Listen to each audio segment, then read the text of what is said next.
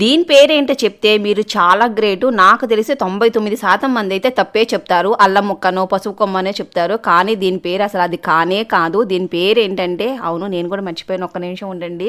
అది అల్లం మామిడి. ఇది అల్లం మామిడి అనమాట.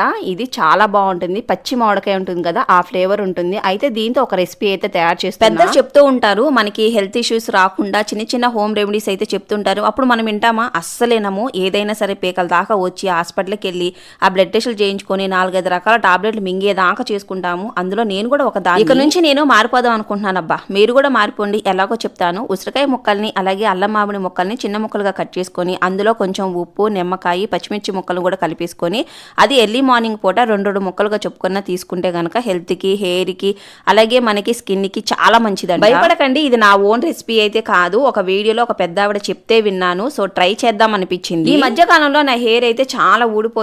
ఇంకా హాస్పిటల్కి వెళ్దామంటేనేమో అక్కడ ఫీజులు 1000 కట్టాలి. అలాగే ప్రొడక్ట్స్ కూడా 1000 పెట్టి కొనాలి. అలా కాకుండా ఇలా ట్రై చేస్తే నా హెయిర్ ఒడ్డమన్నా తగ్గిద్దేమో.